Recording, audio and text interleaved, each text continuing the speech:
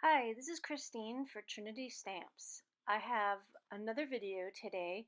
We're making a simple card with a little coffee character from the Trinity Stamps Coffee with Character stamp set and sentiments. So here's a winter card, but we're going to focus on making an autumn card as I showed in the beginning. So here are the two stamp sets. There are a lot of different ways to use this stamp set. I'm going to use the cup, the bubble lid, and other features, and then some of the sentiments. So this involves some masking today, so I'm going to show some of the video at regular speed, and then later on I'll speed it up. So for right now, I've already made my masks out of Avery release paper. Jennifer McQuire has a great video on making masks using this media, so I'm not going to show it here, but I've already made them and cut them partially out.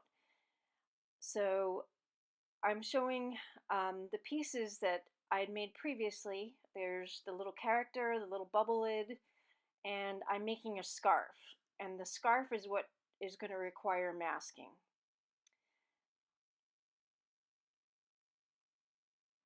And I'm going to mask it from this lid right here. So what I'm showing right now is the mask itself, and I'm going to cut off the bottom part that we're going to use to make the scarf.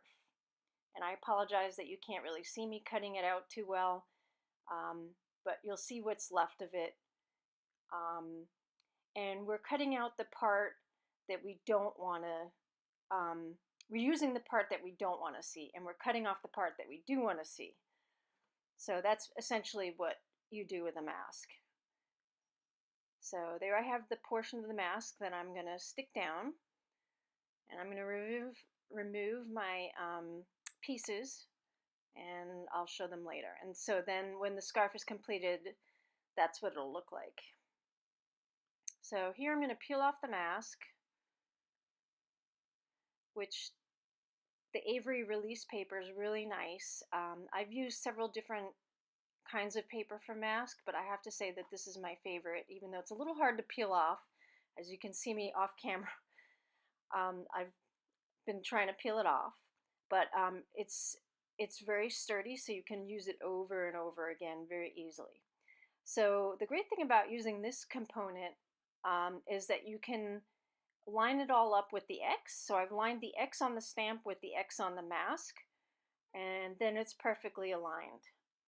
So now I'm going to ink it up with my favorite Copic friendly ink, which is Memento Tuxedo ink. And now I'm going to stamp it.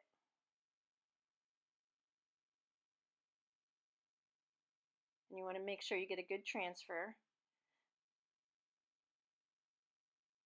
So that worked out well. So now I'm going to peel off the mask and make two other impressions, just to make sure I have enough of the scarf available. So there you can see there's a portion of the scarf. That's the only part I want to have. So now I'm going to align my stamp again, and first I'm going to actually clean it off with a baby wipe. Then I'm going to align it again in the Misty,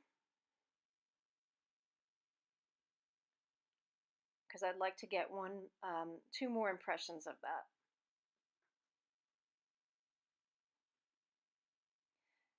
And as you can see, I'm not the fastest crafter, so this is my normal speed. So I will speed up the video later on so that you're not watching a 20-minute video with stamping. And as you see in a moment, I'm going to remove the mask, and I didn't align it perfectly, so I actually don't have the impression on the top, which is okay, because actually you'll see me in a little bit use a marker and no one will be the wiser. I can just use a black marker and draw a line where it should have been, and you won't be able to tell. Okay, so here I'm aligning it again, and now this is the final impression. I just like to have more, um, several of whatever I need. So I'll ink it up again.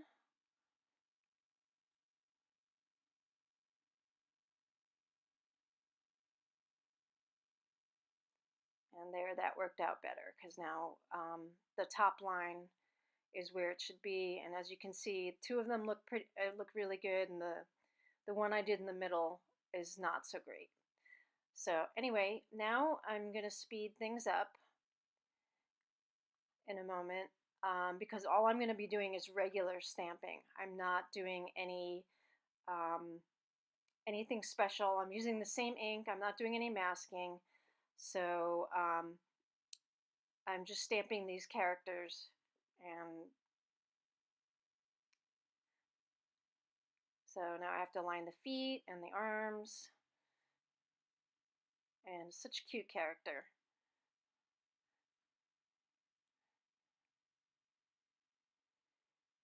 Alright, so now I don't need my Misty anymore. I'm going to draw on that black line, and I'm going to stamp the face. So the eyes, and then the mouth. And now, so I don't have actually the dies that go with it. I have a Brother Scan and Cut.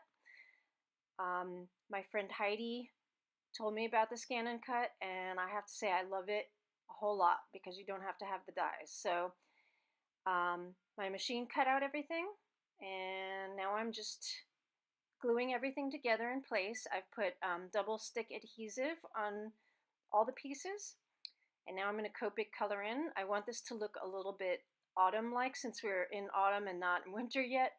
The first card I made was actually a winter card. So I'm using more autumn colors here, and then I'm going to color the bubble part yellow to look more like a hat, and I'm going to adhere a pom-pom with some glue.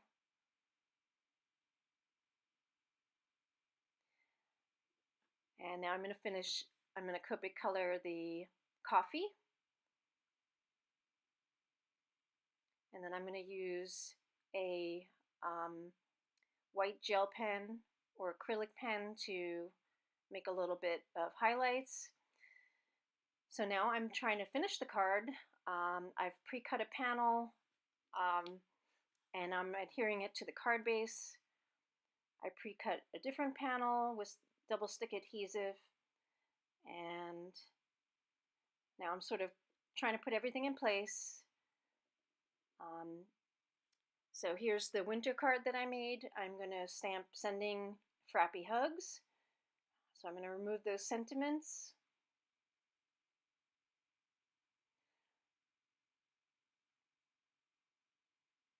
So I'm going to stamp the sentiments first because I'm going to put all my my little character, my mugs, with foam adhesive, and the foam adhesive will definitely get in the way of my stamping. So you definitely want to try to do your stamping first.